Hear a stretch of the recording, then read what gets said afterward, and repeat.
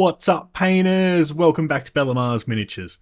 Unfortunately, I didn't manage to finish what I was painting this week. That means it's time to dig into some old footage for today's video. So in this video, I'm painting the Boneshaper from the Frosthaven board game. Let's get to it.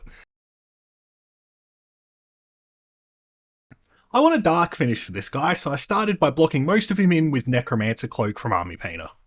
I could have undercoated in black instead of grey Seer, but I didn't want it to be pure black in the recesses, so I decided to go this way instead. I do want to apologise for the quality of the footage. I painted this guy when I first started recording for YouTube, so it was before I started to fine tune the camera angle and the lighting, so it's not up to the standard of my more recent videos. But it was either older footage or no video this week, and I wanted to make sure I put something out this week for all 10 of my adoring fans.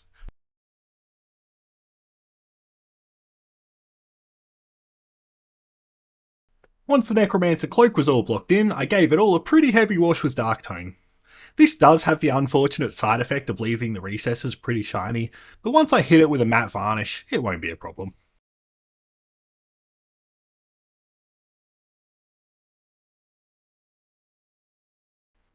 While I wait for the wash to dry, I do the hair.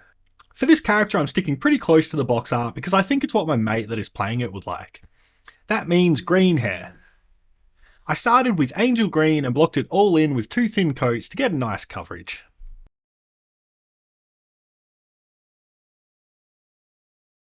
Then the hair gets a light wash with green tone. I'm not looking to do this too heavy and mostly just wanted to settle in the recesses, so I just push it around till I'm happy with where it's sitting.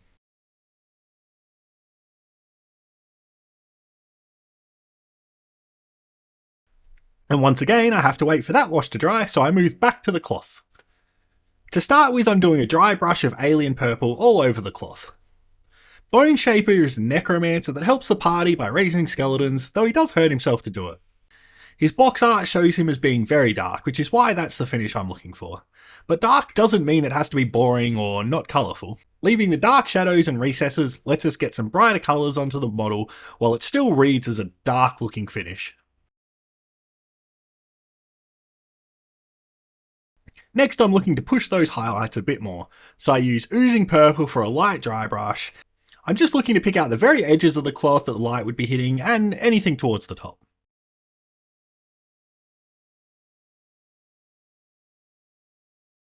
Now that the cloth is done and the wash on the hair is dry, I can return to highlight that. I'll be using the dry brush technique here again too. I start with Greenskin and do a pretty heavy dry brush all over the hair just to start building those highlights.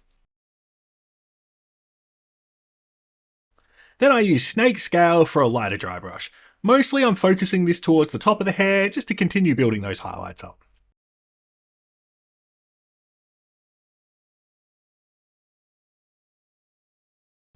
Finally, it's a really light dry brush of Poisonous Cloud, only hitting the tips of the hair for the final highlight to make it really pop.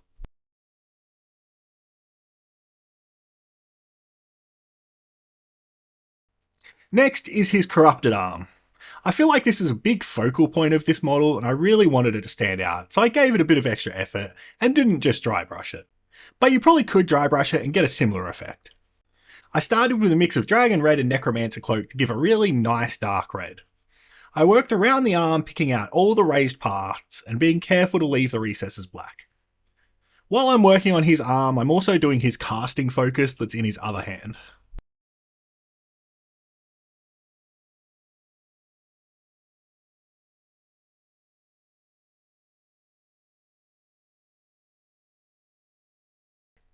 Next, I use Dragon Red and I once again work around the arm picking out the raised parts. But I'm doing this in smaller areas, leaving some of the previous layers showing. I also didn't do under the arm with this layer, I only started it from around halfway up the arm.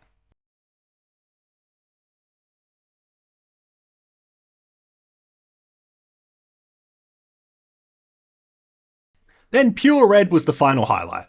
I only worked on the top of the arm with this, once again picking out the raised parts, working in smaller areas, making sure to leave the previous layers showing.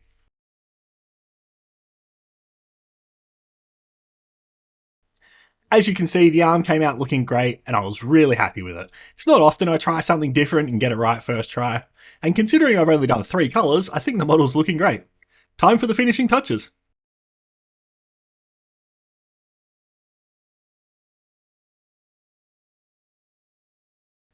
The Boneshaper has pale pink skin, so I started with Pixie Pink for the base colour and carefully blocked it in on the face and on his non-corrupted hand.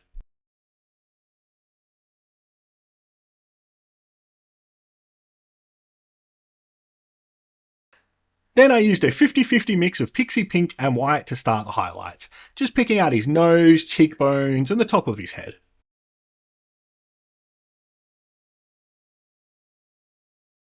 Then for the final highlight, I added more white to the mix, so it was around 2 parts white to 1 part pink, and I just hit the same spots working in smaller areas to help the highlights pop nicely.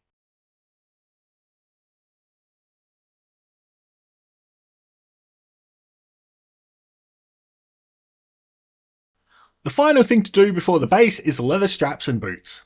Boneshaper has a strap running across his chest and back that I picked out. I also decided to do his boots leather. I was originally going to leave them black, but decided he just needs a splash more colour in there.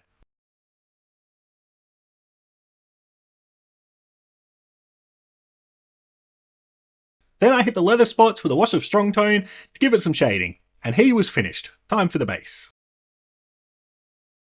Originally I was going to do the base as snow, but I feel like it'd take attention away from the model, so I went with the muddy ground instead, and I blocked it all in with Monster Brown.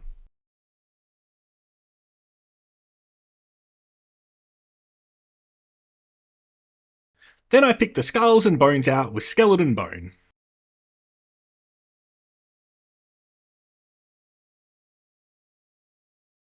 And then just hit it all with a strong tone for some shading.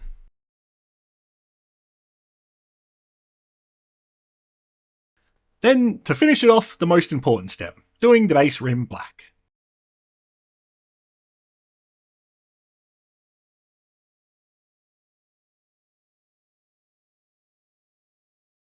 And he's finished. I'm pretty happy with how he turned out. I think for an hour and 20 minutes he looks great. The shininess in the recesses from the washes won't be a problem once I finally varnish him. I'll be honest, I painted this guy a couple of months ago and still have not varnished him. Probably should before the paint starts to rub off from us using him to play. Thanks for watching. If you enjoyed the video, it'd be great if you dropped a like. And if you're interested in more Frosthaven content, hit the subscribe button. I'm painting all the characters and will be releasing the videos over time, so you'll get to see them all painted eventually. That's all for now. Catch you in the next video.